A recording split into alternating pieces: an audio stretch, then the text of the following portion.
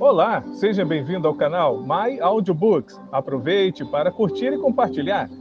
Se inscreva e ative o sininho para receber notificações assim que eu publicar novos audiobooks. Gratidão! Bom livro! A Arte da Guerra. Sumário 1. Sobre a avaliação. 4.2. Sobre o princípio das ações. 7.3. Sobre as proposições da vitória e a derrota. 10.4. Sobre a medida na disposição dos meios. 13.5. Sobre a firmeza. 17.6. Sobre o cheio e o vazio. 27. Sobre o enfrentamento direto e indireto. 25.8. Sobre as 9 mudanças. 39. Sobre a distribuição dos meios. 33.10. Sobre a topologia. 39.11. Sobre as 9 classes de terreno. 43.12. Sobre a arte de atacar pelo fogo. 51.13. Sobre o uso de espiões. 53.14. Princípios da arte da guerra. 55. Sun Tzu, 500 AC. 1. Sobre a avaliação. Sun Tzu disse: a guerra é de vital importância para o Estado. É o domínio da vida ou da morte, é o caminho para a sobrevivência ou a perda do império. É preciso manejá-la bem. Não refletir seriamente sobre tudo que lhe concerne é dar prova de lastimável indiferença no que diz respeito à conservação ou à perda do que nos é mais querido. E isso não deve ocorrer entre nós. Há que valorá-la em termos de 5 fatores fundamentais, e fazer comparações entre as diversas condições dos contendores, com vistas a determinar o resultado da guerra. O primeiro desses fatores é a doutrina. O segundo, o tempo. O terceiro, o terreno. O quarto, o mando. E o quinto, a disciplina. A doutrina significa aquilo que faz com que o povo esteja em harmonia com o seu governante, de modo que o siga onde for, sem temer por sua vida, nem de se expor a qualquer perigo. O tempo significa o yin e o yang, a noite e o dia, o frio e o calor, dias ensolarados ou chuvosos e a mudança das estações. O terreno implica as distâncias, e faz referência a onde é fácil ou difícil deslocar-se, se é em campo aberto, ou lugares estreitos, e isto influencia as possibilidades de sobrevivência. O mando há de ter como qualidades a sabedoria, a sinceridade, a benevolência, a coragem e a disciplina. Por último, a disciplina há de ser compreendida como a organização do exército, as graduações e classes entre os oficiais, a regulação das rotas de mantimentos, e a provisão de material militar para o exército. Estes 5 fatores fundamentais hão de ser conhecidos por cada general. Aquele que os domina, vence. Aquele que não os domina, sai derrotado. Portanto, ao traçar os planos, há de se comparar os seguintes 7 fatores, avaliando-se cada um com o maior cuidado. Qual dirigente é o mais sábio e capaz? Que comandante possui o maior talento? Que exército obtém vantagens da natureza e terreno? Em que exército se observam melhor os regulamentos e as instruções? Quais as tropas mais fortes? Que exército tem oficiais e tropas melhor treinadas? Que exército administra recompensas e castigos de forma mais justa? Mediante o estudo desses 7 fatores, serás capaz de adivinhar qual dos 2 grupos sairá vitorioso e qual será derrotado. O general que seguir o meu conselho vencerá. Esse general há de ser mantido na liderança. Aquele que ignorar os meus conselhos, certamente será derrotado, e deve ser destituído. Além de prestar atenção aos meus conselhos e planos, o general deve criar uma situação que contribua para o seu cumprimento. Por situação quero dizer que deve levar em consideração a situação do campo, e atuar de acordo com o que lhe for vantajoso. A arte da guerra se baseia no engano. Portanto, quando és capaz de atacar, deves aparentar incapacidade. Quando as tropas se movem, aparentar inatividade. Se estás perto do inimigo, deves fazê-lo crer que estás longe. Se longe, aparentar que se está perto. Colocar iscas para atrair o inimigo. Golpear o inimigo quando está desordenado. Preparar-se contra ele quando está seguro em todas as partes. Evitá-lo durante um tempo quando é mais forte. Se teu oponente tem um temperamento colérico, tenta irritá-lo. Se é arrogante, trata de adular o seu ego. Se as tropas inimigas se acham bem preparadas de após uma reorganização, tenta desordená-las. Se estão unidas, semeia dissensão entre suas fileiras. Ataca o inimigo quando não está preparado, e aparece quando não te espera. Estas são as chaves da vitória pela estratégia. Agora, se as estimativas realizadas antes da batalha indicam vitória, é porque os cálculos cuidadosamente realizados mostram que tuas condições são mais favoráveis que as condições do inimigo. Se indicam derrota, é porque mostram que as condições favoráveis para a batalha são menores. Com uma avaliação cuidadosa, podes vencer. Sem ela, não podes. Menos oportunidades de vitória terá aquele que não realiza cálculos precisos. Graças a este método, pode-se examinar a situação, e o resultado aparece claramente. 2. Sobre o princípio das ações. Uma vez começada a batalha, ainda que estejas ganhando, se continuares por muito tempo, desanimarás as tuas tropas e embotarás a tua espada. Se estás sitiando uma cidade, esgotarás tuas forças. Se mantiveres o teu exército durante muito tempo em campanha, teus mantimentos se esgotarão. As armas são instrumentos de má sorte. Empregá-las por muito tempo produzirá calamidades. Como se tem dito, os que a ferro matam, a ferro morrem.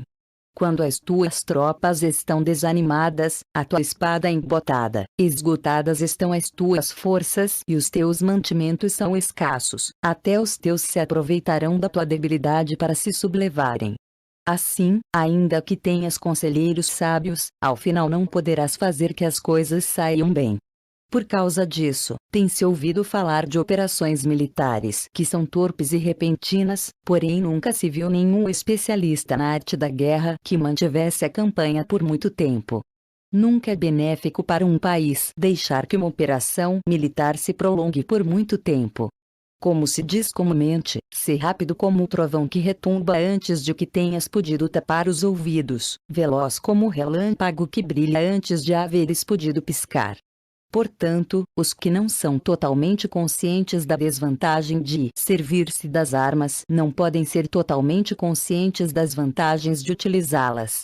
Os que utilizam os meios militares com perícia não movimentam suas tropas 2 vezes, nem proporcionam alimentos em 3 ocasiões, com o mesmo objetivo. Isto quer dizer que não se deve mobilizar o povo mais de uma vez por campanha, e que imediatamente depois de alcançar a vitória não se deve regressar ao próprio país para fazer uma segunda mobilização. A princípio isto significa proporcionar alimentos para as próprias tropas, porém depois que se tiram os alimentos ao inimigo. Se ao invés de tomar os mantimentos e armas de teu próprio país, retirares do teu inimigo, estarás bem abastecido de armas e provisões. Quando um país empobrece por causa das operações militares, isso se deve ao transporte de provisões de um lugar distante. Se as transportas desde um lugar distante, o povo empobrecerá.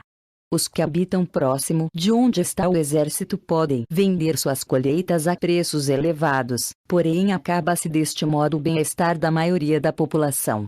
Quando se transportam as provisões para muito longe, ocorre ruína por causa do alto custo. Nos mercados próximos ao exército, os preços das mercadorias aumentam. Portanto, as longas campanhas militares constituem uma ferida para o país. Quando se esgotam os recursos, os impostos se arrecadam sob pressão. Quando o poder e os recursos se tenham esgotado, arruína-se o próprio país. O povo é privado de grande parte de seus produtos, enquanto os gastos do governo para armamento se elevam. Os habitantes constituem a base de um país, os alimentos são a felicidade do povo. O príncipe deve respeitar este fato e ser austero em seus gastos. Em consequência, um general inteligente luta por desprover o inimigo de seus alimentos. Cada porção de alimento tomada ao inimigo equivale a 20 que te forneces a ti mesmo. Assim pois, o que arrasa o inimigo é a imprudência e a motivação dos teus em fazer desaparecer as vantagens dos adversários. Quando recompensas teus homens com os benefícios que ostentavam os adversários, eles lutarão com iniciativa própria, e assim poderás tomar o poder e a influência que antes tinha o inimigo. É por isto que se diz que onde há grandes recompensas, há homens valentes. Por conseguinte, em batalha de carros, recompensa primeiro o que tomar ao menos 10 carros. Se recompensas a todo mundo, não haverá suficiente para todos. Assim pois, oferece uma recompensa a um soldado para animar a todos os demais. Troca suas cores, dos soldados inimigos feitos prisioneiros. Utiliza-os misturados aos teus. Trata bem os soldados e presta-lhes atenção. Os soldados prisioneiros devem ser bem tratados, para conseguir que no futuro lutem para ti. A isto se chama vencer o adversário e incrementar por acréscimo as tuas próprias forças. Se utilizas o inimigo para derrotar o inimigo, serás poderoso em qualquer lugar aonde fores. Assim pois, o mais importante em uma operação militar é a vitória, e não a persistência. Esta última não é benéfica. Um exército é como o fogo. Se não o apagas, se consumirá por si mesmo. Portanto, sabemos que o que está à cabeça do exército, está a cargo das vidas dos habitantes e da segurança da nação. 3. Sobre as proposições da vitória e a derrota. Como regra geral, é melhor conservar um inimigo intacto do que o destruir. Captura seus soldados para conquistá-los, e domina seus chefes. Um general dizia: pratica as artes marciais. Calcula a força de teus adversários. Faz com que percam o ânimo e a orientação, de maneira que ainda estando intacto, o exército inimigo fique imprestável. Isto é ganhar sem violência. Se destruires o exército inimigo e matares seus generais, assaltas suas defesas disparando, reunes uma multidão e usurpas um território, tudo isto é ganhar pela força. Por isto, os que ganham todas as batalhas não são realmente profissionais. Os que conseguem que se rendam impotentes os exércitos alheios sem lutar, são os melhores mestres do arte da guerra. Os guerreiros superiores atacam enquanto os inimigos estão projetando seus planos. Logo desfazem suas alianças. Por isso, um grande imperador dizia: o que luta pela vitória frente a espadas nuas não é um bom general. A pior tática é atacar uma cidade. Assediar, encurralar uma cidade só se leva a cabo como último recurso. Emprega não menos de 3 meses em preparar teus artefatos e outros 3 para coordenar os recursos para teu assédio. Nunca se deve atacar por cólera e com pressa. É aconselhável tomar-se tempo na organização e coordenação do plano. Portanto, um verdadeiro mestre das artes marciais vence outras forças inimigas sem batalha, conquista outras cidades sem assediá-las e destrói outros exércitos sem empregar muito tempo. Um mestre experiente nas artes marciais desfaz os planos dos inimigos, estropia suas relações e alianças, corta os mantimentos ou bloqueia seu caminho, vencendo mediante estas táticas sem necessidade de lutar. É imprescindível lutar contra todas as facções inimigas para obter uma vitória completa, de maneira que seu exército não fique aquartelado e o benefício seja total. Esta é a lei do assédio estratégico. A vitória completa se produz quando o exército não luta, a cidade não é assediada, a destruição não se prolonga durante muito tempo, e em cada caso o inimigo é vencido pelo emprego da estratégia. Assim, pois, a regra da utilização da força é a seguinte: se as tuas forças são 10 vezes superiores às do adversário, cerca-o. Se são 5 vezes superiores, ataca-o. Se são 2 vezes superiores, divide-o.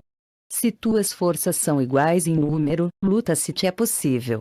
Se tuas forças são inferiores, mantém-te continuamente em guarda, pois a menor falha te acarretaria as piores consequências. Trata de manter-te ao abrigo e evita o quanto possível um enfrentamento aberto com ele. A prudência e a firmeza de um pequeno número de pessoas podem chegar a cansar e a dominar até grandes exércitos. Este conselho se aplica nos casos em que todos os fatores são equivalentes. Se tuas forças estão em ordem enquanto que as do inimigo estão imersas no caos, se tu e as tuas forças estão com ânimo e eles desmoralizados, então, mesmo que sejam mais numerosos, podes entrar em batalha. Se teus soldados, as tuas forças, a tua estratégia e o teu valor são menores que os de teu adversário, então deves retirar-te e buscar outra alternativa. Em consequência, se o bando menor é obstinado, cai prisioneiro do bando maior. Isto quer dizer que se um pequeno exército não faz uma avaliação adequada de seu poder e se atreve a enfrentar uma grande potência, por mais que a sua defesa seja firme, inevitavelmente se converterá em conquistado. Se não podes ser forte, porém tampouco sabes ser débil, serás derrotado.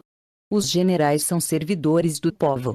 Quando seu serviço é completo, o povo é forte. Quando seu serviço é defeituoso, o povo é débil. Assim, pois, existem 3 maneiras pelas quais um príncipe leva o exército ao desastre. Quando um príncipe, ignorando as ações, ordena avançar a seus exércitos ou retirar-se quando não devem fazê-lo, a isto se chama imobilizar o exército. Quando um príncipe ignora os assuntos militares, porém compartilha em pé de igualdade o mando do exército, os soldados acabam confusos. Quando o príncipe ignora como levar a cabo as manobras militares, porém compartilha por igual sua direção, os soldados estão vacilantes. Uma vez que os exércitos estão confusos e vacilantes, iniciam os problemas procedentes dos adversários. A isto se chama perder a vitória por transtornar o aspecto militar. Se tentas utilizar os métodos de um governo civil para dirigir uma operação militar, a operação será confusa. Triunfam aqueles que sabem quando lutar e quando esperar. Sabem discernir quando utilizar muitas ou poucas tropas. Possuem tropas cujas categorias têm o mesmo objetivo. Enfrentam com preparativos os inimigos desprevenidos. Têm generais competentes e não limitados por seus governos civis. Estas 5 são as maneiras de conhecer o futuro vencedor. Falar que o príncipe seja o que dá as ordens em tudo é como o general solicitar permissão ao príncipe para poder apagar um fogo. Quando for autorizado, já não restam senão cinzas. Se conheces os demais e te conheces a ti mesmo, nem sem batalhas correrás perigo. Se não conheces os demais, porém te conheces a ti mesmo, perderás uma batalha e ganharás outra. Se não conheces aos demais nem te conheces a ti mesmo, correrás perigo em cada batalha.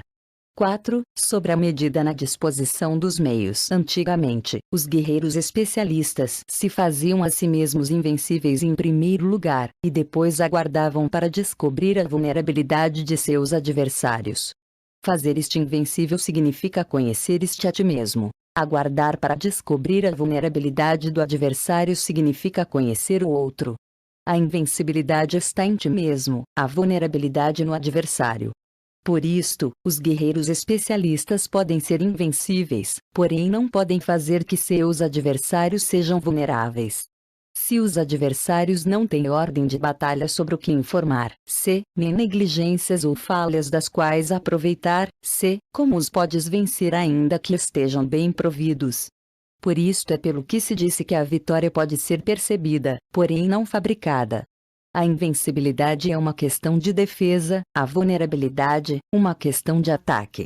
Enquanto não tenhas observado vulnerabilidades na ordem de batalha dos adversários, oculta tua própria formação de ataque, e prepara-te para ser invencível, com a finalidade de preservar-te. Quando os adversários têm ordens de batalha vulneráveis, é o momento de sair e atacá-los.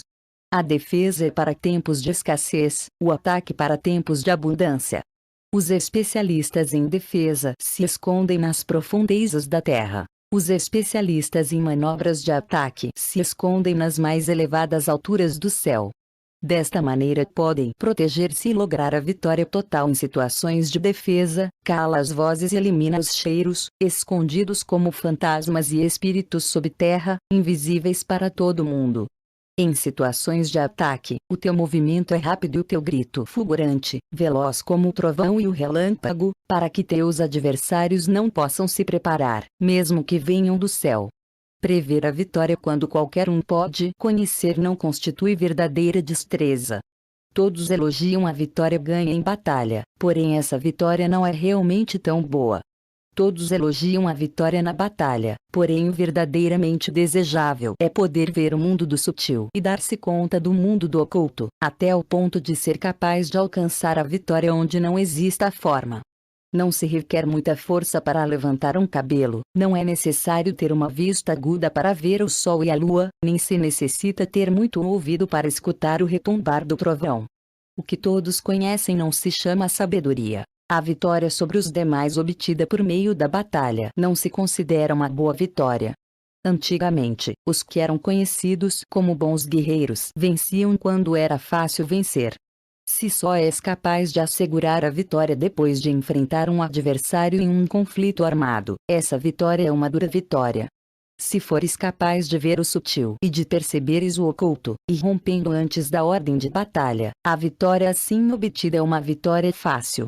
Em consequência, as vitórias dos bons guerreiros se destacam por sua inteligência ou sua bravura. Assim, pois, as vitórias que se ganham em batalha não são devidas à sorte. Essas vitórias não são casualidades, senão que são devidas de a ter se situado previamente em posição de poder ganhar com seguridade, impondo-se sobre os que já tinham perdido de antemão. A grande sabedoria não é algo óbvio, o mérito grande não se anuncia. Quando és capaz de ver o sutil, é fácil ganhar. Que tem isto que ver com a inteligência ou a bravura? Quando se resolvem os problemas antes que surjam, quem chama isto inteligência? Quando a vitória sem batalha, quem fala de bravura? Assim pois, os bons guerreiros tomam posição em um terreno no qual não podem perder, e não passam por alto as condições que fazem seu adversário inclinar-se à derrota. Em consequência, um exército vitorioso ganha primeiro e inicia a batalha depois. Um exército derrotado luta primeiro e tenta obter a vitória depois. Esta é a diferença entre os que têm a estratégia e os que não têm planos. Os que utilizam boas armas cultivam o caminho e observam as leis. Assim podem governar prevalecendo sobre os corruptos. Servir-se da harmonia para desvanecer oposição, não atacar um exército inocente, não fazer prisioneiros ou tomar saques por onde passa o exército, não cortar as árvores, nem contaminar os poços, limpar e purificar os templos das cidades e montanhas do caminho que atravessas, não repetir os erros de uma civilização decadente. A tudo isto se chama o caminho e suas leis. Quando o exército está estritamente disciplinado, até o ponto em que os soldados morreriam antes que desobedecer às ordens, e as recompensas e os castigos merecem confiança e estão bem estabelecidos, quando os chefes e oficiais são capazes de atuar desta forma, podem vencer um príncipe inimigo corrupto. As regras militares são 5: medição, avaliação, cálculo, comparação e vitória. O terreno dá lugar às medições, estas dão lugar às avaliações aos cálculos, estes às comparações, e as comparações dão lugar às vitórias.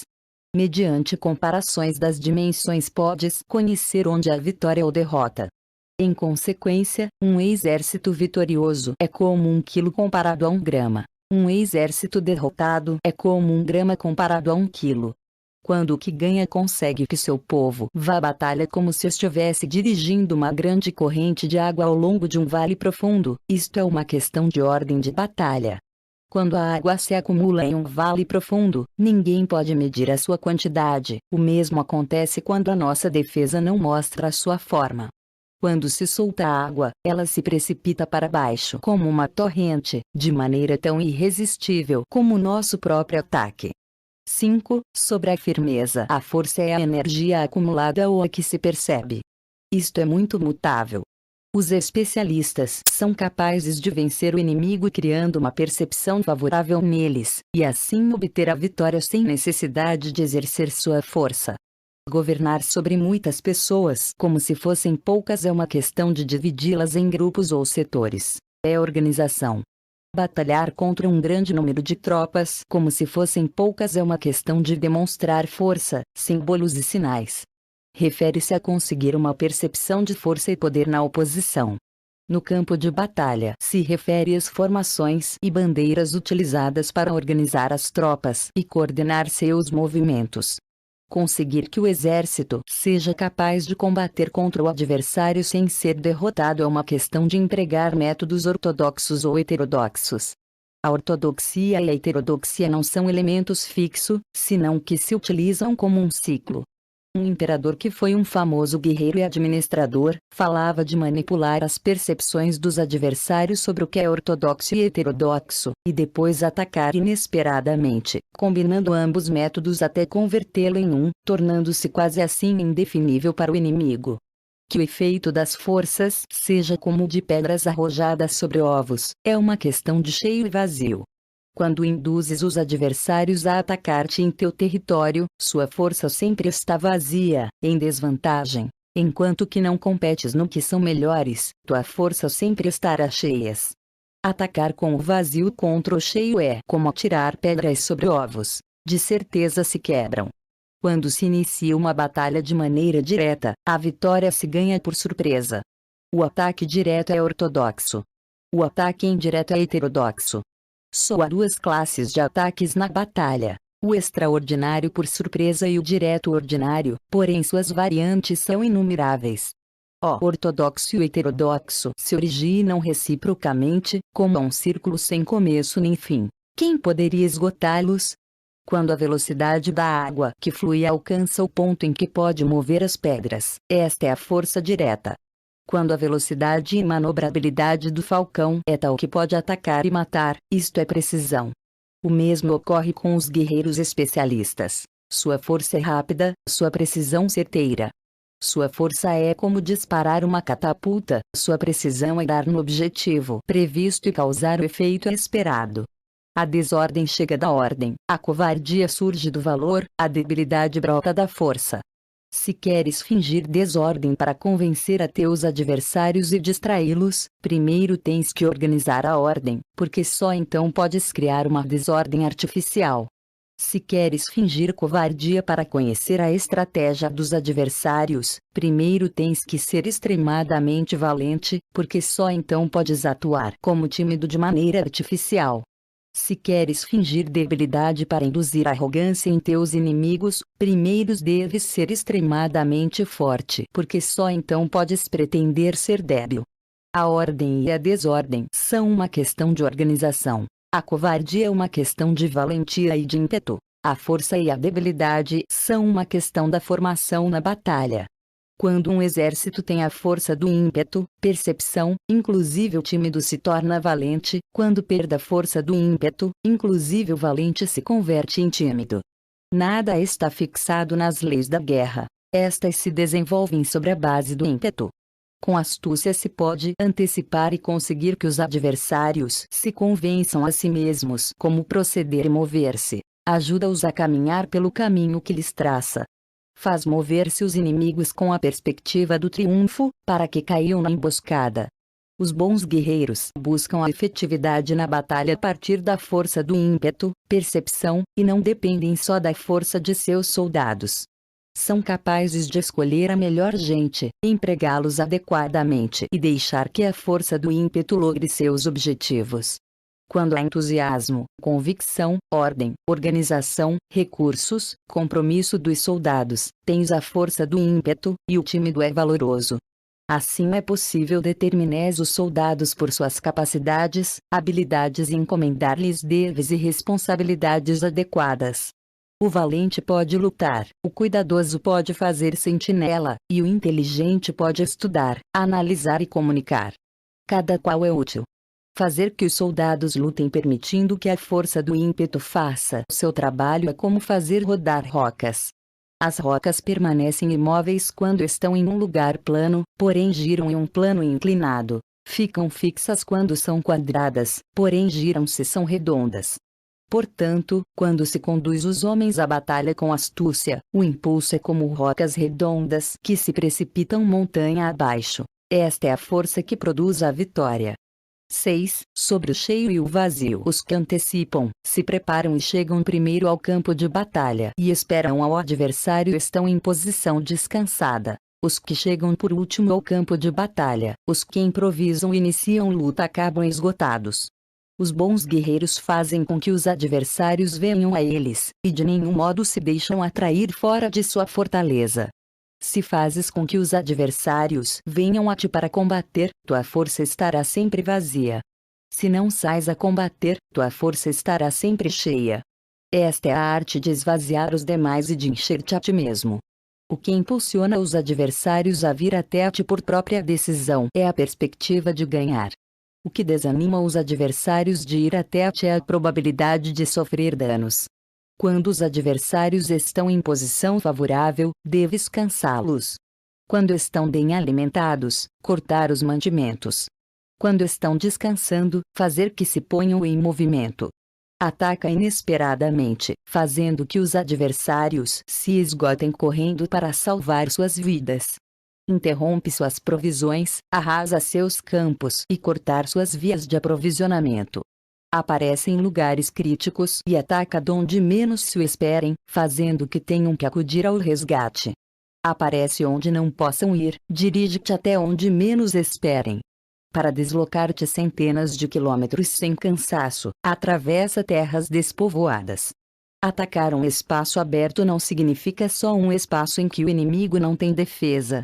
Enquanto sua defesa não seja estrita, o lugar não esteja bem guardado, os inimigos se dispersarão ante ti, como se estivesses atravessando um território despovoado. Para tomar infalivelmente o que atacas, ataca donde não há defesa. Para manter uma defesa infalivelmente segura, defende onde não há ataque. Assim, no caso dos que são especialistas em ataque, seus inimigos não sabem por onde atacar. Quando se cumprem as instruções, as pessoas são sinceramente leais e comprometidas, os planos e preparativos para a defesa implantados com firmeza, sendo tão sutil e reservado que não se revelam as estratégias de nenhuma forma, e os adversários se sentem inseguros, e sua inteligência não lhes serve para nada. Ser extremadamente sutil, discreto, até o ponto de não ter forma. Ser completamente misterioso e confidencial, até o ponto de ser silencioso. De esta maneira poderás dirigir o destino de teus adversários.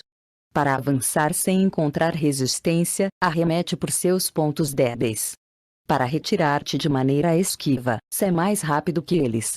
As situações militares se baseiam na velocidade. Chega como vento, move-te como relâmpago, e os adversários não poderão vencer-te.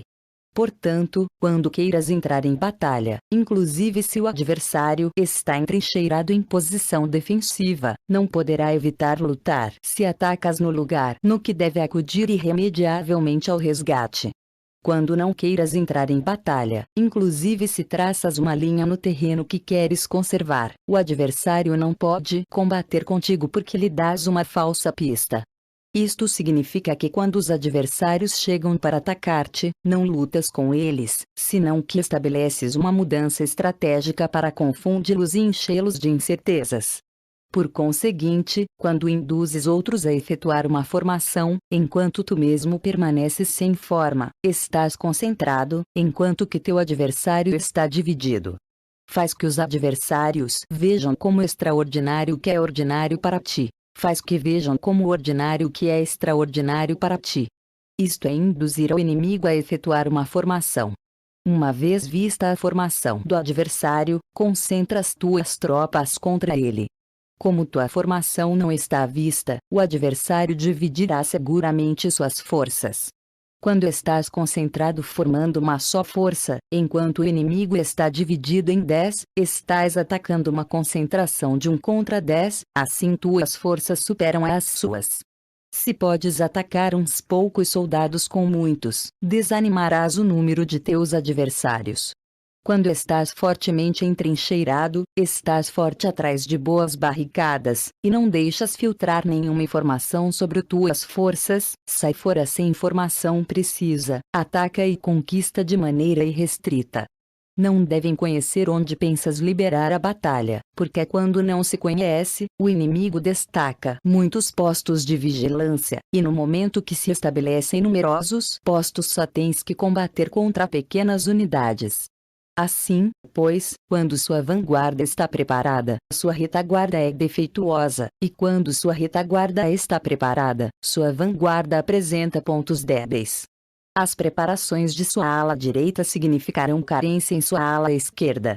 As preparações por todas partes significará ser vulnerável por todas partes. Isto significa que quando as tropas estão de guarda em muitos lugares, estão forçosamente espalhadas em pequenas unidades. Quando se dispõe de poucos soldados, se está na defensiva contra o adversário que dispõe de muitos, faz que o inimigo tenha que defender. C. Quanto mais defesas induzes a adotar a teu inimigo, mais debilitado ele ficará. Assim, se conheces o lugar e a data da batalha, podes acudir a ela mesmo que estejas a 1000 quilômetros de distância. Se não conheces o lugar e a data da batalha, então teu flanco esquerdo não pode salvar ao direito, tua vanguarda não pode salvar a tua retaguarda, e tua retaguarda não pode salvar a tua vanguarda, nem mesmo em um território de umas poucas dezenas de quilômetros. Se tens muitas mais tropas que os demais, como pode ajudar-te este fator para obter a vitória? Se não conheces o lugar e a data da batalha, mesmo que tuas tropas sejam mais numerosas que as deles, como podes saber se vais ganhar ou perder? Assim, pois, se disse que a vitória pode ser criada. Se fazes que os adversários não saibam o lugar e a data da batalha, sempre podes vencer. Inclusive se os inimigos são numerosos, pode fazer-se que não entrem em combate. Portanto, faz tua valoração sobre eles para averiguar seus planos, e determinar que estratégia pode ter êxito e qual não. Incita-os à ação para descobrir qual é o esquema geral de seus movimentos e descansa. Faz algo por ou contra eles para ter sua atenção, de maneira que possas atraí-los, descobrir seus hábitos de comportamento de ataque e de defesa. Induza-os a adotar formações específicas, para conhecer seus pontos fracos. Isto significa utilizar muitos métodos para confundir e perturbar o inimigo com o objetivo de observar suas formas de resposta para ti. Depois de tê-las observado, age em consequência, de maneira que podes saber que classe de situações significam vida e quais significam morte. Teste-os para averiguar seus pontos fortes e seus pontos débeis. Portanto, o ponto final da formação de um exército é chegar à não forma. Quando não tens forma, os informadores não podem descobrir nada, já que a informação não pode criar uma estratégia. Uma vez que não tens forma perceptível, não deixas pegadas que possam ser seguidas, os informadores não encontram nenhuma fresta por onde olhar e os que estão a cargo da planificação não podem estabelecer nenhum plano realizável. A vitória sobre multidões mediante formações precisas deve ser desconhecida das multidões. Todo mundo conhece a forma que resultou em vencedor, porém ninguém conhece a forma que assegurou a vitória. Em consequência, a vitória na guerra não é repetitiva, senão que adapta sua forma continuamente. Determinar as mudanças apropriadas significa não repetir as estratégias prévias para obter a vitória. Para consegui-la, posso adaptar-me desde o princípio a qualquer formação que os adversários possam adotar. As formações são como a água. A natureza da água é evitar o alto e ir para baixo. A natureza dos exércitos é evitar o cheio e atacar o vazio. O fluxo do água está determinado pela terra. A vitória vem determinada pelo adversário. Assim, pois, um exército não tem formação constante, o mesmo que o água não tem forma constante. Se chama gênio a capacidade de obter a vitória cambiando e adaptando-se segundo o inimigo. 7. Sobre o enfrentamento direto e indireto. A regra ordinária para o uso do exército é que o mando do exército receba ordens das autoridades civis e depois reúne e concentra as tropas, aquartelando-as juntas. Nada é mais difícil que a luta armada. Lutar com outros cara a cara para conseguir vantagens é o mais árduo do mundo. A dificuldade da luta armada é fazer próximas as distâncias e converter os problemas em vantagens. Enquanto dás a aparência de estar muito longe, começa teu caminho e chegas antes que o inimigo. Portanto, fazes que sua rota seja larga, atraindo-o com a esperança de ganhar. Quando empreendes a marcha depois que os outros e chegas antes que eles, conheces a estratégia de fazer que as distâncias sejam próximas. Sirva-te de uma unidade especial para enganar ao inimigo atraindo-o a uma falsa persecução, fazendo-o crer que o grosso de tuas forças está muito longe. Então, lanças uma força de ataque surpresa que chega antes, ainda que tenhas começado o caminho depois. Por conseguinte, a luta armada pode ser proveitosa e pode ser perigosa. Para o especialista é proveitosa, para o inexperiente, perigosa. Mobilizar todo o exército para o combate para obter alguma vantagem tomaria muito tempo, porém combater por uma vantagem com um exército incompleto teria como resultado uma falta de recursos. Se te mobilizas rapidamente sem parar dia e noite, recorrendo o duplo da distância habitual, e se lutas por obter alguma vantagem a milhares de quilômetros, teus chefes militares serão feitos prisioneiros. Os soldados que sejam fortes chegarão ali primeiro, os mais cansados chegarão depois, como regra geral, só o conseguirá um de cada 10.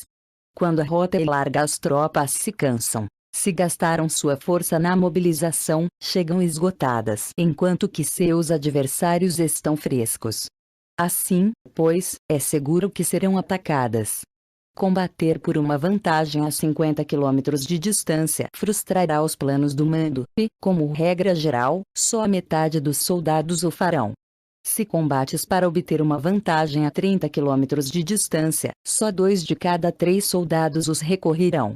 Assim, pois, um exército perece se não está equipado, se não tem provisões ou se não tem dinheiro. Estas 3 coisas são necessárias. Não podes combater para ganhar com um exército não equipado, ou sem provisões, o que o dinheiro facilita. Portanto, se ignoras os planos de teus rivais, não podes fazer alianças precisas. A menos que conheças as montanhas e os bosques, os desfiladeiros e os passos, e a condição dos pântanos, não podes manobrar com uma força armada. A menos que utilizes guias locais, não podes aproveitar-te das vantagens do terreno. Só quando conheces cada detalhe da condição do terreno podes manobrar e guerrear. Por conseguinte, uma força militar se usa segundo a estratégia prevista, se mobiliza mediante a esperança de recompensa, e se adapta mediante a divisão e a combinação.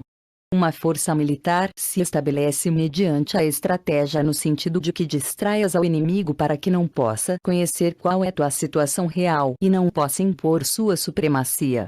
Se mobiliza mediante a esperança de recompensa, no sentido de que entra em ação quando vê a possibilidade de obter uma vantagem. Dividir e tornar a fazer combinações de tropas se fazes para confundir ao adversário e observar como reage frente a ti. De esta maneira podes adaptar-te para obter a vitória. Por isto, quando uma força militar se move com rapidez é como o vento. Quando vai lentamente é como o bosque. É voraz como o fogo e imóvel como as montanhas. É rápida como o vento no sentido que chega sem avisar e desaparece como o relâmpago. É como um bosque porque tem uma ordem. É voraz como o fogo que devasta uma planície sem deixar para trás sequer um ramo de erva. É imóvel como uma montanha quando se aquartela. É tão difícil de conhecer como a escuridão. Seu movimento é como um trovão que retumba. Para ocupar um lugar, divide as tuas tropas. Para expandir teu território, divide benefícios. A regra geral das operações militares é desprover de alimentos ao inimigo tudo o que se possa. Em localidades onde as gentes não têm muito, é necessário dividir as tropas em grupos pequenos para que possam tomar em diversas partes o que necessitam, já que só assim terão suficiente.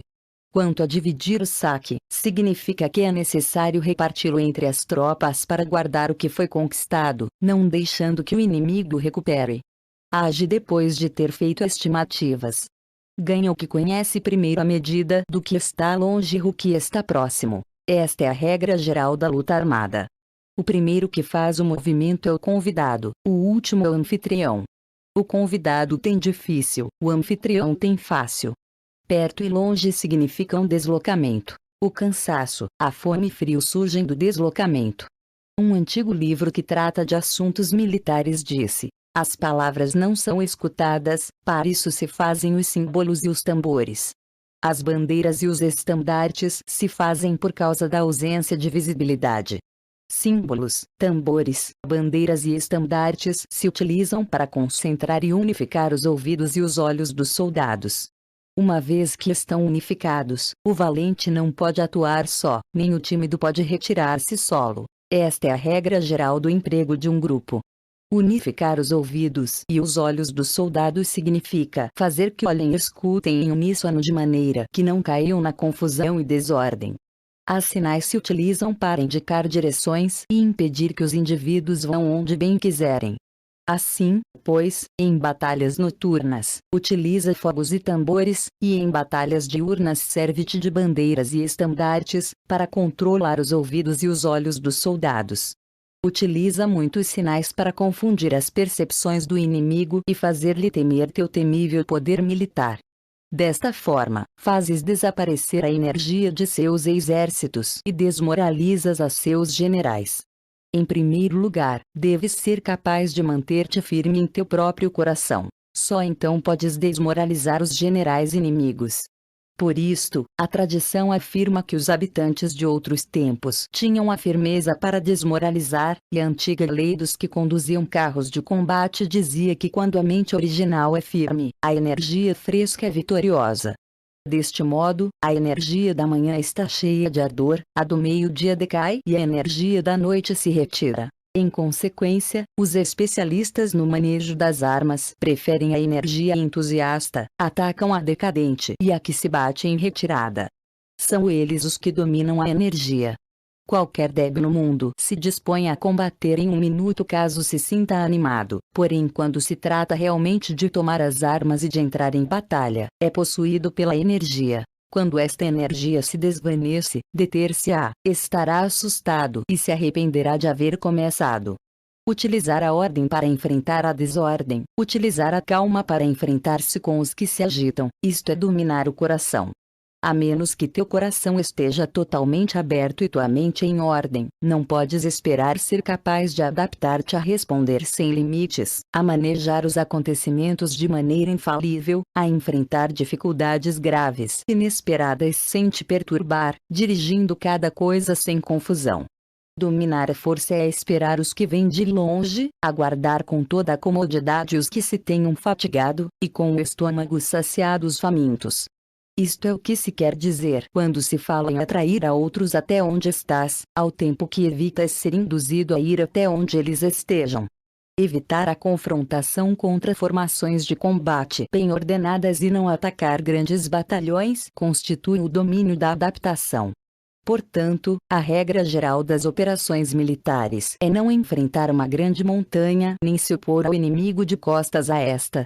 Isto significa que se os adversários estão em um terreno elevado, não deves atacá-los costa acima, e que quando efetuam uma carga costa abaixo, não deves fazer-lhes frente.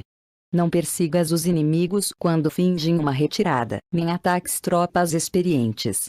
Se os adversários fogem de repente antes de esgotar sua energia, seguramente há emboscadas esperando para atacar tuas tropas. Neste caso, deves reter a teus oficiais para que não se lancem em sua perseguição. Não consumas a comida de seus soldados. Se o inimigo abandona de repente suas provisões, estas devem ser provadas antes de ser comidas, porque podem estar envenenadas. Não detenhas nenhum exército que esteja em caminho a seu país. Sob estas circunstâncias, um adversário lutará até a morte. Há que deixar-lhe uma saída a um exército cercado. Mostra-lhes uma maneira de salvar a vida para que não estejam dispostos a lutar até a morte, e assim poderás aproveitar para atacar-los. Não pressiones um inimigo desesperado. Um animal esgotado seguirá lutando, pois essa é a lei da natureza. Estas são as leis das operações militares. 8. Sobre as 9 mudanças. No geral, as operações militares estão sob ordens do governante civil para dirigir ao exército. O general não deve erguer seu acampamento em terreno difícil. Deixa que se estabeleçam relações diplomáticas nas fronteiras. Não permaneças em um território árido nem isolado. Quando te achas em terreno fechado, prepara alguma estratégia e mova-te. Quando te achares em terreno mortal, luta. Terreno fechado significa que existem lugares escarpados que te rodeiam por todas partes, de maneira que o inimigo tem mobilidade, que pode chegar e ir-se com liberdade, porém a ti é difícil sair e voltar. Cada rota deve ser estudada para que seja melhor. Há rotas que não deves usar, exércitos que não devem de ser atacados, cidades que não devem ser sitiadas, terrenos sobre os que não se deve combater, e ordens de governantes civis que não devem ser obedecidas. Em consequência, os generais que conhecem as variáveis possíveis para aproveitar-se do terreno sabem como manejar as forças armadas. Se os generais não sabem como adaptar-se de maneira vantajosa, mesmo que conheçam a condição do terreno, não podem aproveitar-se dele. Se estão ao mando de exércitos, porém ignoram as artes da total adaptabilidade, mesmo que conheçam o objetivo a lograr, não podem fazer que os soldados lutem por ele. Se és capaz de ajustar a campanha de modo que mude conforme o ímpeto das forças, então a vantagem não muda, e os únicos que são prejudicados são os inimigos. Por esta razão, não existe uma estrutura permanente. Se podes compreender totalmente este princípio, podes fazer que os soldados atuem na melhor forma possível. Portanto, as considerações da pessoa inteligente sempre incluem o analisar objetivamente o benefício e o prejuízo. Quando considera o benefício, sua ação se expande. Quando considera o dano, seus problemas podem resolver-se. O benefício e o dano são interdependentes, e os sábios os têm em conta. Por isso, o que retira os adversários é o dano, o que os mantém ocupados é a ação, e o que lhes motiva é o benefício. Cansa os inimigos mantendo-os ocupados e não deixando-lhes respirar. Porém, antes lográ-lo, tens que realizar previamente teu próprio labor. Esse trabalho consiste em desenvolver um exército forte, um povo próspero, uma sociedade harmoniosa e uma maneira ordenada de viver. Assim, pois, a norma geral das operações militares consiste em não contar com que o inimigo não acuda, senão confiar em ter os meios de enfrentá-lo. Não contar com que o adversário não ataque, senão confiar em possuir o que não pode ser atacado. Se podes recordar sempre o perigo quando estás a salvo e o caos em tempos de ordem, permanece atento ao perigo e ao caos enquanto não tenham, todavia, forma, e evita-os antes de que se apresentem. Esta é a melhor estratégia de todas. Por isto, existem 5 riscos que são perigosos nos generais. Os que estão dispostos a morrer, podem perder a vida. Os que querem preservar a vida, podem ser feitos prisioneiros. Os que são dados a apaixonamentos irracionais, podem ser ridicularizados. Os que são muito puritanos, podem ser desonrados. Os que são compassivos, podem ser perturbados. Se te apresentas em um lugar que com toda segurança os inimigos se precipitarão a defender, as pessoas compassivas se apressarão invariavelmente a resgatar seus habitantes, causando a si mesmas problemas e cansaço. Estes são 5 riscos que constituem defeitos nos generais e que são desastrosos para as operações militares. Os bons generais são diferentes. Comprometem-se até a morte, porém não se aferram à esperança de sobreviver. Atuam de acordo com os acontecimentos, em forma racional e realista, sem deixar-se levar por as emoções nem estar sujeitos a ficar confusos. Quando vem uma boa oportunidade, são como tigres, em caso contrário cerram suas portas. Sua ação e sua não ação são questões de estratégia, e não podem ser agradados nem aborrecidos. 9. Sobre a distribuição dos meios. As manobras militares são o resultado dos planos e estratégias na maneira mais vantajosa para ganhar. Determinam a mobilidade e eficiência das tropas. Se vais colocar teu exército em posição de observar ao inimigo, atravessa rápido as montanhas e vigia-os de um vale. Considera o efeito da luz e mantenha-te na posição mais elevada do vale. Quando combateres numa montanha, ataca de cima para baixo, e não o contrário. Combate estando costa abaixo e nunca costa acima. Evita que a água divida tuas forças, afasta-te das condições desfavoráveis o quanto antes. Não enfrentes os inimigos dentro da água. É conveniente deixar que passem a metade de suas tropas e nesse momento dividi-las e atacá-las. Não te situes rio abaixo. Não caminhes contra da corrente, nem contra o vento. Se acampas na beira de um rio, teus exércitos podem ser surpreendidos de noite, empurrados para se afogar, ou se lhes pode colocar veneno na corrente. Tuas barcas não devem ser amarradas corrente abaixo, para impedir que o inimigo aproveite a corrente lançando seus barcos contra ti. Se atravessa pântanos, faça-o rapidamente. Se te encontras frente a um exército em meio de um pântano, permanece próximo de suas plantas aquáticas ou respaldado pelas árvores. Em uma planície, toma posições que sejam fáceis de manobrar, mantendo as elevações do terreno atrás e à tua direita, estando as partes mais baixas diante e as mais altas atrás. Geralmente, um exército prefere um terreno elevado e evita um terreno baixo, aprecia a luz e detesta a escuridão. Os terrenos elevados são estimulantes, e portanto, a gente se acha a gosto em eles. Ademais são convenientes para adquirir a força do ímpeto. Os terrenos baixos são úmidos, o qual provoca enfermidades e dificulta o combate. Cuida da saúde física de teus soldados com os melhores recursos disponíveis. Quando não existe a enfermidade em um exército, se disse que este é invencível. Onde haja montículos e terraplanos, situa-te em seu lado ensolarado, mantendo-os sempre à tua direita e atrás. Colocar-se na melhor parte do terreno é vantajoso para uma força militar. A vantagem em uma operação militar consiste na aproveitar-se de todos os fatores benéficos do terreno. Quando chove, rio acima a corrente traz consigo a espuma. Se queres cruzá-lo, espera que acalme.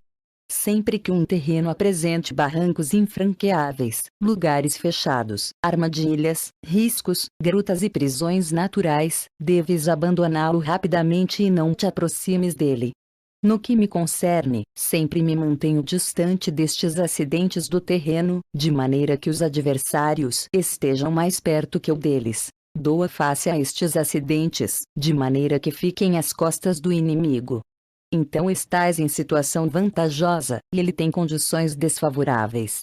Quando um exército se está deslocando, se atravessa territórios montanhosos com muitas correntes de água e poços, ou pântanos cobertos de juncos, ou bosques virgens cheios de árvores e vegetação, é imprescindível esquadrinhá-los totalmente e com cuidado, já que estes lugares ajudam nas emboscadas e aos espiões. É essencial descer do cavalo e esquadrinhar o terreno, pois podem existir tropas escondidas para tentar uma emboscada. Também pode ser que haja espiões à espreita observando-te e escutando tuas instruções e movimentos. Quando o inimigo está perto, permanece calmo, queres dizer que se achas em posição forte. Quando está longe, porém tenta provocar hostilidades, queres que avances. Se, ademais, sua posição é acessível, isso queres dizer que lhe é favorável. Se um adversário não conserva a posição que lhe é favorável pelas condições do terreno e se situa em outro lugar conveniente, deve ser porque existe alguma vantagem tática para agir desta maneira. Se as árvores se movem, é que o inimigo se está aproximando. Se há obstáculos entre os brejos, é que tomaste um mau caminho.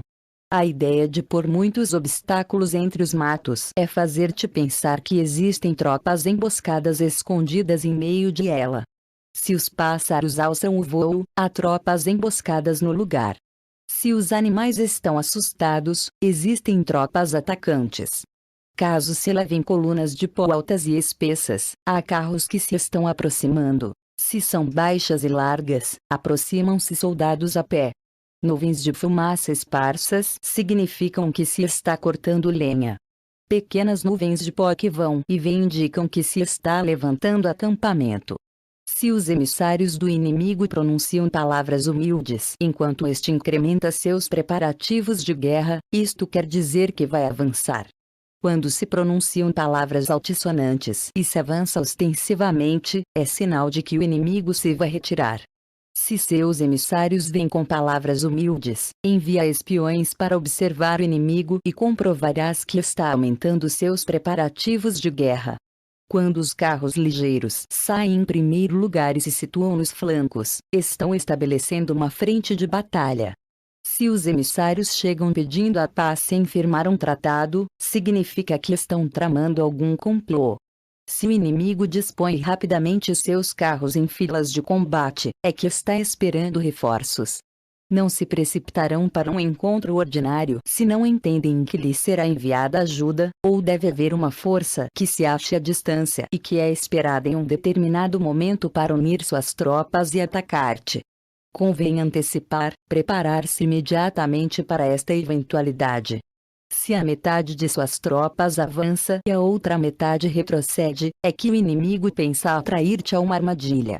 O inimigo está fingindo neste caso confusão e desordem para incitar-te a que avances.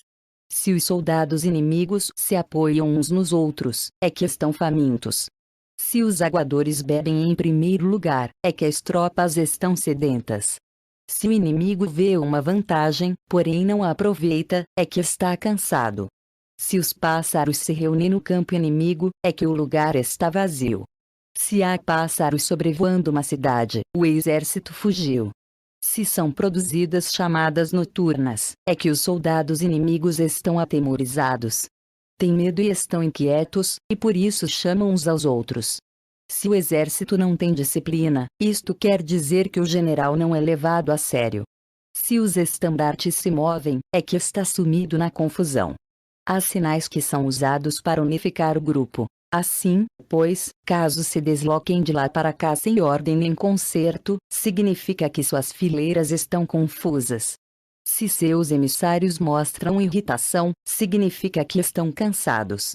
Se matam seus cavalos para obter carne, é que os soldados carecem de alimentos. Quando não têm marmitas e não voltam a seu acampamento, são inimigos completamente desesperados. Se produzem murmurações, faltas de disciplina e os soldados falam muito entre si, queres dizer que foi perdida a lealdade da tropa.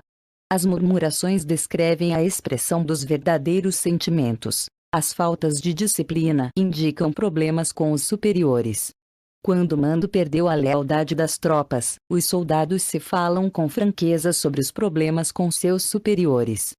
Se outorgam numerosas recompensas, é que o inimigo se acha em um beco sem saída. Quando se ordenam demasiados castigos, é que o inimigo está desesperado. Quando a força de seu ímpeto está esgotada, outorgam constantes recompensas para ter contentes os soldados, para evitar que se rebelem em massa. Quando os soldados estão tão esgotados que não podem cumprir as ordens, são castigados uma e outra vez para restabelecer a autoridade. Ser violento no princípio e terminar depois temendo os próprios soldados é o cúmulo de inépcia. Os emissários que acodem com atitude conciliatória indicam que o inimigo quer uma trégua. Se as tropas inimigas enfrentam-te com ardor, porém demoram um momento de entrar em combate sem abandonar não obstante o terreno, deves observá-los cuidadosamente. Estão preparando um ataque por surpresa. Em assuntos militares, não é necessariamente mais benéfico ser superior em forças, só evitar atuar com violência desnecessária. É suficiente com consolidar teu poder, fazer estimações sobre o inimigo e conseguir reunir tropas. Isso é tudo. O inimigo que atua isoladamente, que carece de estratégia e que toma a dianteira a seus adversários, inevitavelmente acabará sendo derrotado. Se teu plano não contém uma estratégia de retirada ou posterior ao ataque, senão que confias exclusivamente na força de teus soldados, e tomas a dianteira a teus adversários sem valorar sua condição, com toda a segurança cairás prisioneiro. Se castigas os soldados antes de ter conseguido que sejam leais ao mando, não obedecerão, e se não obedecem, serão difíceis de empregar. Tampouco poderão ser empregados se não se leva a cabo nenhum castigo, inclusive depois de haver obtido sua lealdade. Quando existe um sentimento profundo de apreço e confiança, e os corações dos soldados estão vinculados ao mando, se relaxares a disciplina, os soldados se tornarão arrogantes e será impossível usá-los. Portanto, dirige-os mediante a arte civilizada e unifica-os mediante as artes marciais. Isto significa uma vitória contínua. Arte civilizada significa humanidade, e artes marciais significam regulamentos. Mandar-lhes com humanidade e benevolência, unificá-los de maneira estrita e firme. Quando a benevolência e a firmeza são evidentes, é possível estar seguro da vitória. Quando as ordens se dão de maneira clara, sensata e consequente, as tropas as aceitam. Quando as ordens são confusas, contraditórias e mudam a toda hora, as tropas não as aceitam ou não as entendem. Quando as ordens são razoáveis, justas, sensatas, claras e consequentes, existe uma satisfação recíproca entre o líder e o grupo. 10. Sobre a topologia. Alguns terrenos são fáceis, outros difíceis, alguns neutros, outros estreitos, acidentados ou abertos. Quando o terreno seja acessível, seja o primeiro a estabelecer tua posição, escolhendo as alturas ensolaradas. Uma posição que seja adequada para transportar os mantimentos. Assim terás vantagem quando fores à batalha. Quando estiveres em terreno difícil de sair, estás limitado. Neste terreno, se teu inimigo não está preparado, podes vencer se segues adiante, porém se o inimigo está preparado e segues adiante, terás muitas dificuldades para retornar de novo a ele, o que contará contra ti. Quando é um terreno desfavorável para ambos, diz-se que é um terreno neutro. Em um terreno neutro, inclusive se o adversário te oferece uma vantagem, não te aproveites de ela. Retira-te, induzindo a sair a metade das tropas inimigas, e então cai sobre ele aproveitando-te desta condição favorável. Em um terreno estreito, se és o primeiro a chegar, deves ocupá-lo totalmente e esperar o adversário. Se ele chega antes, não o persigas se bloqueiem aos desfiladeiros. Persiga só se não os bloqueia. Em terreno acidentado, se és o primeiro a chegar, deves ocupar seus pontos altos e ensolarados e esperar o adversário. Se este já os ocupou antes, retira-te e não o persigas. Em um terreno aberto, a força do ímpeto se encontra igualada, e é difícil provocar-lhe a combater de maneira desvantajosa para ele. Entender estas 6 classes de terreno é a responsabilidade principal do general, e é imprescindível considerá-los. Estas são as configurações do terreno. Os generais que as ignoram saem derrotados. Assim, pois, entre as tropas estão as que fogem, que se retraem, as que se derrubam, as que se rebelam e as que são derrotadas. Nenhuma destas circunstâncias constituem desastres naturais, senão que são devidas aos erros dos generais. As tropas que têm o mesmo ímpeto, porém que atacam em proporção de 1 contra 10, saem derrotadas.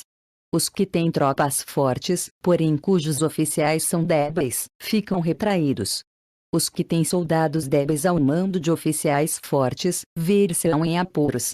Quando os oficiais superiores estão encolerizados e são violentos, e enfrentam o inimigo por sua conta e por despeito, e quando os generais ignoram suas capacidades, o exército desmoronará. Como norma geral, para poder vencer ao inimigo, todo mando militar deve ter uma só intenção e todas as forças militares devem cooperar.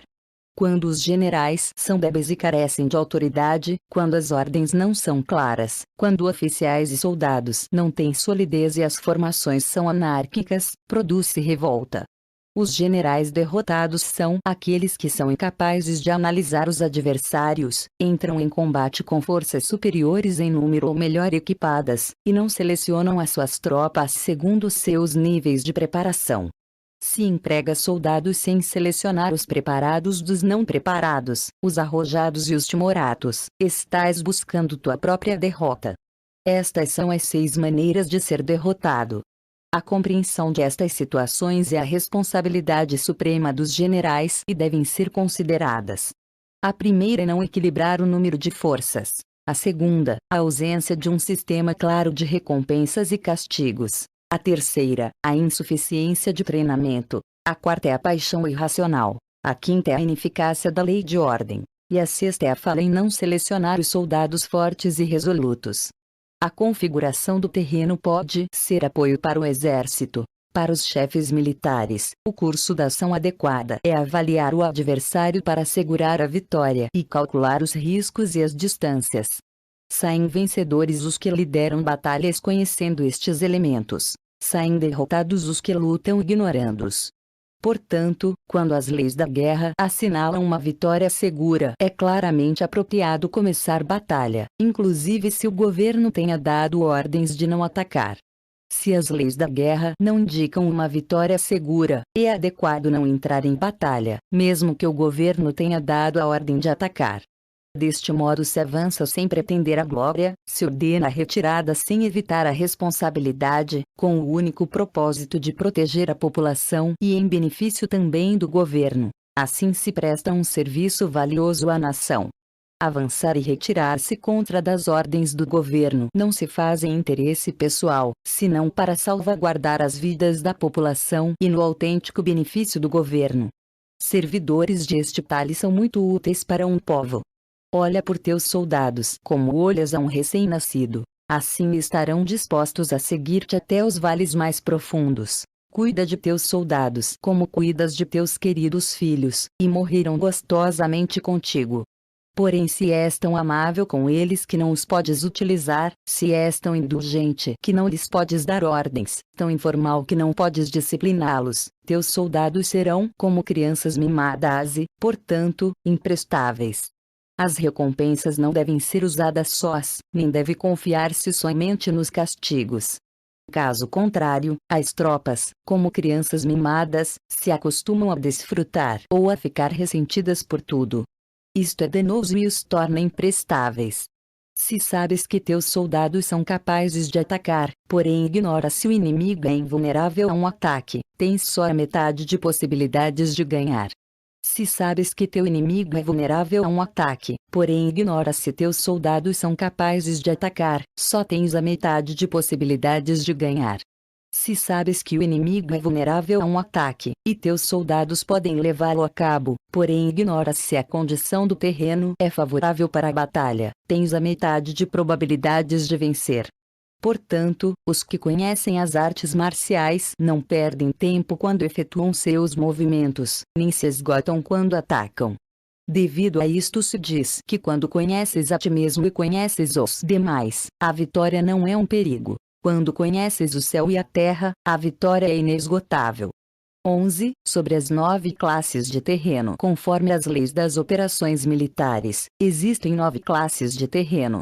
Se lutam entre si em seu próprio território, a este se lhe chama terreno de dispersão. Quando os soldados estão apegados à sua casa e combatem próximo de seu lar, podem ser dispersados com facilidade. Quando penetras em território alheio, porém não o fazes em profundidade, a este se chama território ligeiro. Isto significa que os soldados podem regressar facilmente. O território que pode resultar-te vantajoso se o tomas, e vantajoso ao inimigo se é ele quem o conquista, se chama terreno-chave. Um terreno de luta inevitável é qualquer penetração defensiva ou passo estratégico. Um território igualmente acessível para ti e para os demais se chama terreno de comunicação.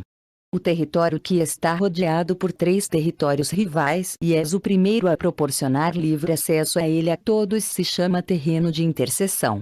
O terreno de interseção é aquele ao que convergem as principais vias de comunicação unindo-as entre si. Seja o primeiro em ocupá-lo, e os demais terão que pôr-se a teu lado. Se o obtens, te encontras seguro. Se o perdes, corres perigo. Quando penetras em profundidade em um território estranho, e deixas atrás muitas cidades e povos, este terreno se chama difícil. É um terreno do qual é difícil regressar. Quando atravessas montanhas com bosques, desfiladeiros abruptos ou outros acidentes difíceis de atravessar, a isto se chama terreno desfavorável. Quando o acesso é estreito e a saída é tortuosa, de maneira que uma pequena unidade inimiga pode atacar-te, mesmo que tuas tropas sejam mais numerosas, este se chama terreno cercado. Se és capaz de uma grande adaptação, podes atravessar este território. Se só podes sobreviver em um território lutando com rapidez, e se é fácil morrer se não o fazes, este se chama terreno mortal. As tropas que se encontram em um terreno mortal estão na mesma situação que se encontrassem numa barca que afunda ou em uma casa ardendo. Assim, pois, não combatas em um terreno de dispersão, não te detenhas em um terreno ligeiro, não ataques em um terreno-chave, ocupado pelo inimigo, não deixes que tuas tropas sejam divididas em um terreno de comunicação. Em terrenos de interseção, estabelece comunicações. Em terrenos difíceis, entra com provisões. Em terrenos desfavoráveis, continua marchando. Em terrenos cercados, faz planos. Em terrenos mortais, luta. Em um terreno de dispersão, os soldados podem fugir. Um terreno ligeiro é quando os soldados penetram em território inimigo, todavia não têm as costas cobertas. Por isso, suas mentes não estão realmente concentradas e não estão atentas para a batalha. Não é vantajoso atacar ao inimigo em um terreno-chave. O que é vantajoso é chegar primeiro a ele. Não se deve permitir que fique isolado o terreno de comunicação, para poder servir-se das rotas de mantimentos. Em terrenos de interseção, estarás a salvo se estabeleces alianças. Se as perdes, te encontrarás em perigo. Em terrenos difíceis, entrar com provisões significa reunir todo o necessário para estar ali muito tempo. Em terrenos desfavoráveis, já que não podes entrincheirar-te nele, deves apressar-te em sair. Em terrenos cercados, introduz táticas de surpresa. Se as tropas caem em um terreno mortal, todos lutarão de maneira espontânea. Por isto se disse: situa as tropas em um terreno mortal e sobreviverão. Os que eram antes considerados como especialistas na arte da guerra eram capazes de fazer que o inimigo perdesse contato entre sua vanguarda e sua retaguarda, a confiança entre as grandes e as pequenas unidades, o interesse recíproco pelo bem-estar dos diferentes linhas, o apoio mútuo entre governantes e governados, o alistamento de soldados e a coerência de seus exércitos. Estes especialistas entravam em ação quando lhes era vantajoso, e se retraíam em caso contrário. Introduziam mudanças para confundir ao inimigo, atacando-os aqui e ali, aterrorizando-os e semeando entre eles a confusão, de tal maneira que não lhes davam tempo para fazer planos. Poder-se-ia perguntar como enfrentar forças inimigas numerosas e bem organizadas que se dirigem até a ti. A resposta é dar-lhes em primeiro lugar algo que apreciem, e depois te escutarão. A rapidez de ação é o fator essencial da condição da força militar, aproveitando-se dos erros dos adversários, desviando-os por caminhos que não esperam e atacando quando não estão em guarda. Isto significa que para aproveitar-se da falta de preparação, de visão e de cautela dos adversários, é necessário atuar com rapidez, e que se vacilas, esses erros não te servirão de nada. Numa invasão, por regra geral, quanto mais se adentram os invasores no território estranho, mais fortes se fazem, até o ponto de que o governo nativo não pode expulsá-los. Escolhe campos férteis, e as tropas terão o suficiente para comer. Cuida de sua saúde e evita o cansaço, consolida sua energia, aumenta sua força. Que os movimentos de tuas tropas e a preparação de teus planos sejam insondáveis. Consolida a energia mais entusiasta de tuas tropas, economiza as forças restantes, mantém em segredo tuas formações e teus planos, permanecendo insondável para os inimigos, e espera que se produza um ponto vulnerável para avançar. Situa tuas tropas em um ponto que não tenha saída, de maneira que tenham que morrer antes de poder escapar. O que, ante a possibilidade da morte, não estarão dispostas a fazer. Os guerreiros dão então o melhor de suas forças. Quando se acham ante um grave perigo, perdem o medo. Quando não há nenhum local onde ir, permanecem firmes. Quando estão totalmente implicados em um terreno, se aferram a ele. Se não têm outra opção, lutarão até o final.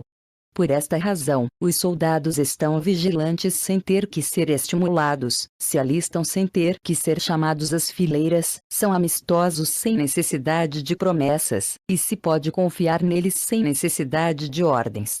Isto significa que quando os combatentes se encontram em perigo de morte, seja qual seja seu risco, todos têm o mesmo objetivo e, portanto, estão alertas sem necessidade de ser estimulados, têm boa vontade de maneira espontânea e sem necessidade de receber ordens, e pode confiar-se de maneira natural neles sem promessas nem necessidade de hierarquia.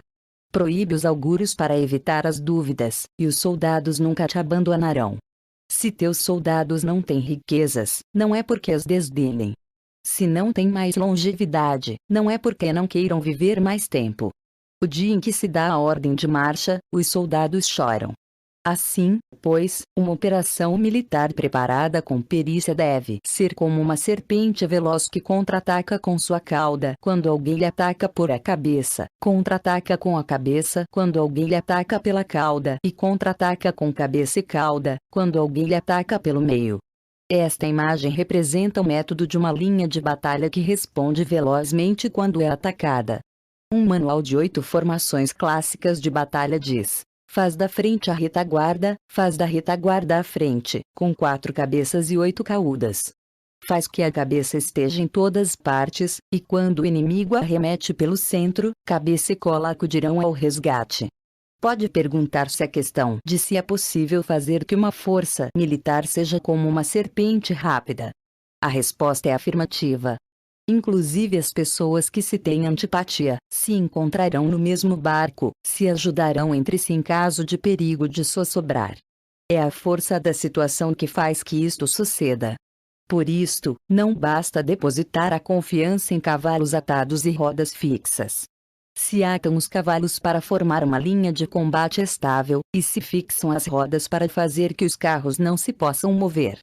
Porém, ainda assim, isto não é suficientemente seguro nem se pode confiar nisso. É necessário permitir que haja variantes às mudanças que se fazem, pondo os soldados em situações mortais, de maneira que combatam de forma espontânea e se ajudem entre si, cotovelo com cotovelo. Este é o caminho da segurança e da obtenção de uma vitória certa.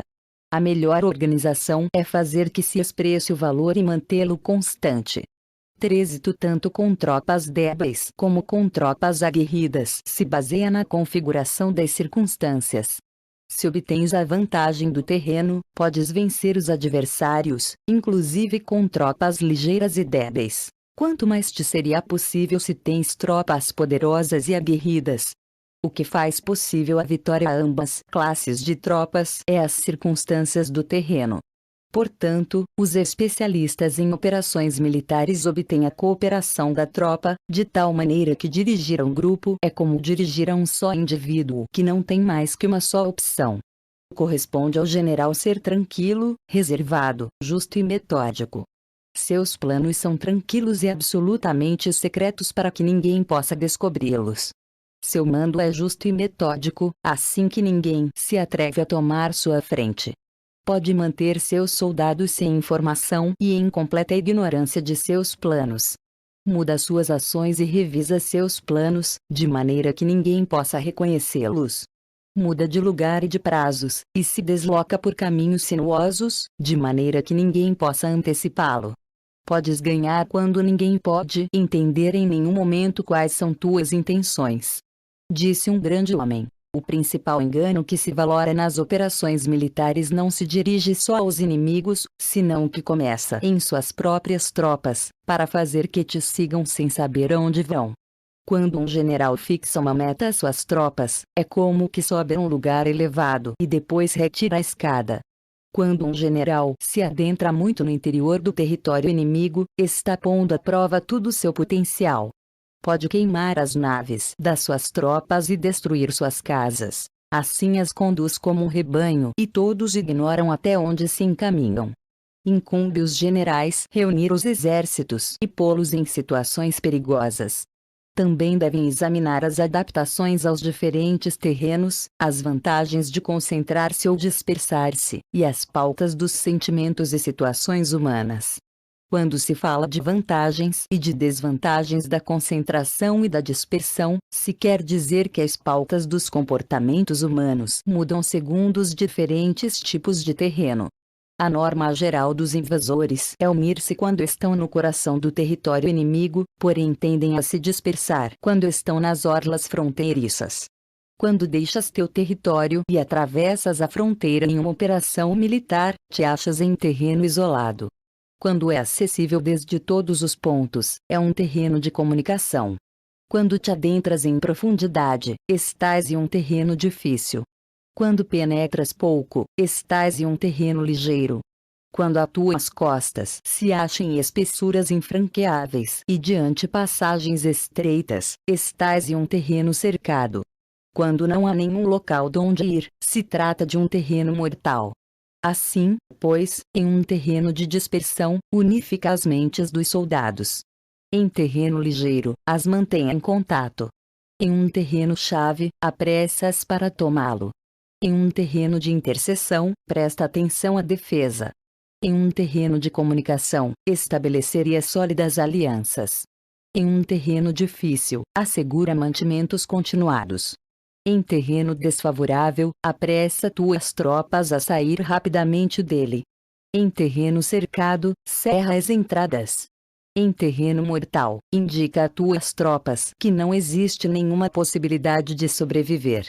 Por isto, a psicologia dos soldados consiste em resistir quando se veem rodeados, lutar quando não se pode evitar, e obedecer em casos extremos. Até que os soldados não se vejam rodeados, não têm a determinação de resistir ao inimigo até alcançar a vitória. Quando estão desesperados, apresentam uma defesa unificada. Por isso, os que ignoram os planos inimigos não podem preparar alianças. Os que ignoram as circunstâncias do terreno não podem fazer manobrar suas forças. Os que não utilizam guias locais não podem aproveitar-se do terreno. Os militares de um governo eficaz devem conhecer todos estes fatores.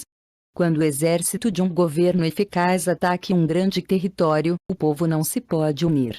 Quando seu poder supera os adversários, é impossível fazer alianças. Se podes averiguar os planos de teus adversários, aproveita-te do terreno e faz manobrar o inimigo de maneira que se encontre indefeso. Neste caso, nem sequer um grande território pode reunir suficientes tropas para deter-te. Portanto, se não lutas por obter alianças, não aumentas o poder de nenhum país, porém estendes tua influência pessoal ameaçando os adversários, tudo isso faz com que o país e as cidades inimigas sejam vulneráveis. Outorga recompensas que não estejam reguladas e dá ordens incomuns. Considera a vantagem de outorgar recompensas que não tenham precedentes, observa como o inimigo faz promessas sem ter em conta os códigos estabelecidos. Maneja as tropas como se fossem uma só pessoa. Emprega-as em tarefas reais, porém não lhes fale. Motiva-as com recompensas, porém não comente os possíveis prejuízos. Emprega teus soldados só em combater, sem comunicar-lhes tua estratégia. Deixe-os conhecer os benefícios que os esperam, porém não lhes fales dos danos potenciais. Se a verdade se filtra, tua estratégia pode afundar. Se os soldados começam a preocupar-se, tornar-se-ão vacilantes e temerosos. Coloque-os em uma situação de possível extermínio, e então lutarão para viver. Ponha-os em perigo de morte, e então sobreviverão. Quando as tropas afrontam perigos, são capazes de lutar para obter a vitória. Assim, pois, a tarefa de uma operação militar é fingir acomodar-se às intenções do inimigo. Se te concentras totalmente nisso, podes matar seu general mesmo que estejas a quilômetros de distância. A isto se chama cumprir o objetivo com perícia. No princípio acomodas as suas intenções, depois matas a seus generais. Esta é a perícia no cumprimento do objetivo. Assim, o dia em que se declara a guerra, se cerram as fronteiras, se rompem os salvo-condutos e se impede o passo de emissários.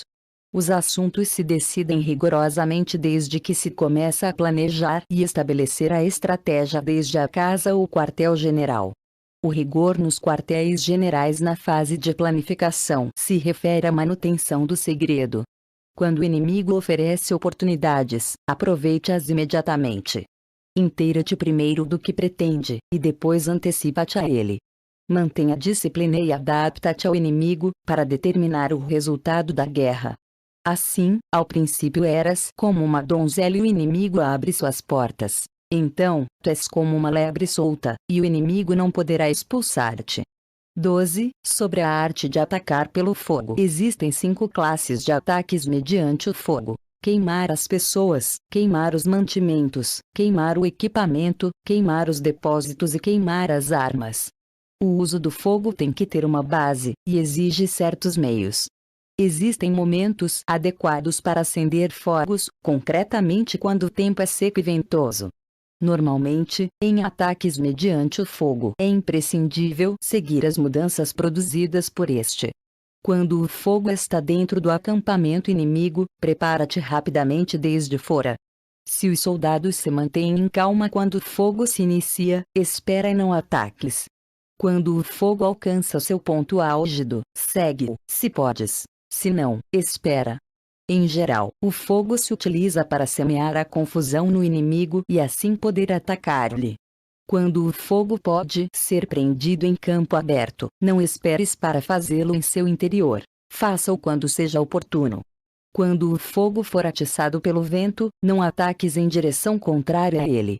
Não é eficaz lutar contra o ímpeto do fogo, porque o inimigo lutará neste caso até a morte.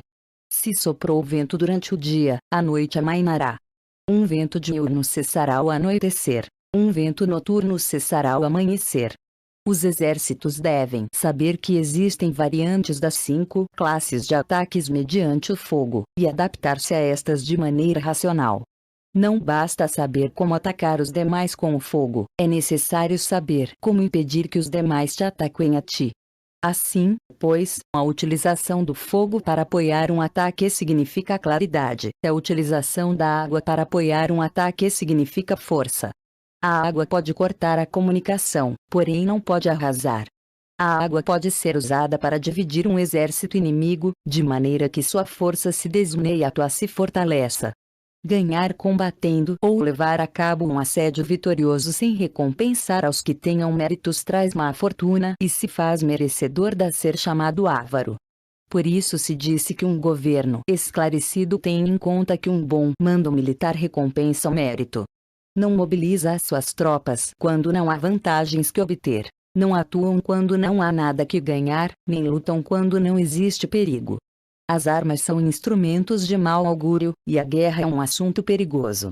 É indispensável impedir uma derrota desastrosa, e portanto, não vale a pena mobilizar um exército por razões insignificantes. As armas só devem ser usadas quando não existe outro remédio. Um governo não deve mobilizar um exército por ira, e os chefes militares não devem provocar a guerra por cólera. Atua quando seja benéfico. Em caso contrário, desiste. A ira pode converter-se na alegria e a cólera pode converter-se em prazer, porém um povo destruído não pode renascer, e a morte não pode converter-se em vida. Em consequência, um governo esclarecido presta atenção a tudo isto, e um bom mando militar o tem em conta. Esta é a maneira de manter a nação a salvo e de conservar intacto a seu exército. 13. Sobre o uso de espiões. Uma operação militar significa um grande esforço para o povo, e a guerra pode durar muitos anos para obter uma vitória de um dia. Assim, pois, falar em conhecer a situação dos adversários para economizar nos gastos para investigar e estudar oposição é extremadamente inumano, e não é típico de um bom chefe militar, de um conselheiro de governo, nem de um governante vitorioso. Portanto, o que possibilita um governo inteligente e um mando militar sábio vencer os demais e lograr triunfos extraordinários com essa informação essencial. A informação prévia não se pode obter de fantasmas nem espíritos, nem se pode ter por analogia, nem descobrir mediante cálculos. Deve-se obter de pessoas que conheçam a situação do adversário. Existem 5 classes de espiões: o nativo, o interno, o duplo agente, o liquidável e o flutuante. Quando todos estão ativos, ninguém conhece suas rotas. A isto se lhe chama gênio organizativo, e se aplica ao governante. Os espiões nativos se contratam entre os habitantes de uma localidade. Espiões internos se contratam entre os funcionários inimigos. Os agentes duplos se contratam entre os espiões inimigos. Os espiões liquidáveis transmitem falsos dados aos espiões inimigos. Os espiões flutuantes voltam para trazer informes. Entre os funcionários do regime inimigo, se acham aqueles com os quais se pode estabelecer contato e os que se pode subornar para averiguar a situação de seu país e descobrir qualquer plano que se trame contra ti, também podem ser utilizados para criar desavenças e desarmonia. Em consequência, ninguém nas forças armadas é tratado com tanta familiaridade como os espiões, nem ninguém recebe recompensas tão grandes como a eles, nem há assunto mais secreto que a espionagem. Se não se trata bem os espiões, podem converter-se em renegados e trabalhar para o inimigo. Não se podem utilizar aos espiões sem sagacidade e conhecimento. Não pode servir-se de espiões sem humanidade e justiça, não se pode obter a verdade dos espiões sem sutileza. Certamente, é um assunto muito delicado. Os espiões são úteis em todas partes. Cada assunto requer um conhecimento prévio. Se algum assunto de espionagem é divulgado antes que o espião seja informado, este ou que o divulgou devem ser eliminados. Sempre que queiras atacar a um exército, assediar uma cidade ou atacar uma pessoa, deves de conhecer previamente a identidade dos generais que a defendem, de seus aliados, seus visitantes, suas sentinelas e de seus criados. Assim, pois, faz que teus espiões averiguem tudo sobre eles. Sempre que vais atacar e combater, deves conhecer primeiro os talentos dos servidores do inimigo, e assim podes enfrentá-los segundo suas capacidades. Deves buscar agentes inimigos que tenham vindo espionar, suborná-los e induzi-los a passar para teu lado, para poder utilizá-los como agentes duplos. Com a informação obtida desta maneira, podes encontrar espiões nativos e espiões internos para contratá-los. Com a informação obtida destes, podes fabricar informação falsa servindo-te de espiões liquidáveis. Com a informação assim obtida, podes fazer que os espiões flutuantes atuem segundo os planos previstos. É essencial a um governante conhecer as 5 classes de espionagem, e este conhecimento depende dos agentes duplos. Assim, estes devem ser bem tratados. Assim, só um governante brilhante ou um general sábio que possa utilizar os mais inteligentes para a espionagem, pode estar seguro da vitória. A espionagem é essencial para as operações militares, e os exércitos dependem dela para levar a cabo suas ações. Não será vantajoso para o exército atuar sem conhecer a situação do inimigo, e conhecer a situação do inimigo não é possível sem a espionagem. 14. Princípios da arte da guerra. Todas as espécies de conflitos são formas de guerra. 1. Se você não conhece o inimigo nem a si mesmo, perderá todas as batalhas. 2. A arte da guerra é uma questão de vida ou morte, um caminho para a segurança como para a ruína. Em nenhuma circunstância deve ser negligenciada. 3. O mérito supremo consiste em quebrar a resistência do inimigo sem lutar. A glória suprema é quebrar a resistência do inimigo sem lutar. 4. Apenas gostar ou usar muito de palavras não basta, é preciso saber transformá-las em atos e ação.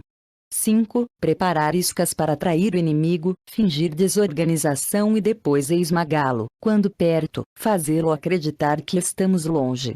Quando longe, vice-versa, se ele for superior, evite combater.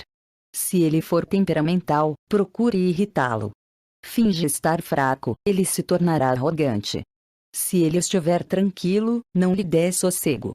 Ataque onde e quando ele se mostrar despreparado. Apareça quando não estiver sendo esperado. 6. O valor do tempo vale mais que superioridade numérica. 7. Será vencedor quem souber quando e como lutar, não lutar, manobrar, preparar, e quem tiver capacidade militar, não sofrendo a interferência do soberano. 8. O verdadeiro mérito é planejar secretamente, deslocar-se rapidamente e frustrar as intenções do inimigo, impedindo seus planos. 9. O guerreiro inteligente é alguém que não apenas vence, mas se sobressai vencendo com facilidade. 10. O guerreiro vence os combates não cometendo erros, pois significa conquistar um inimigo já derrotado. 11. O guerreiro hábil coloca-se numa posição que torna a derrota impossível e não perde a oportunidade de aniquilar o inimigo. 12. A qualidade da decisão é como a calculada arremetida de um falcão. O bom combatente deve ser flexível no seu ataque e rápido na decisão. 13. A energia é comparada ao retirar de uma besta. A decisão, ao acionar de um gatilho.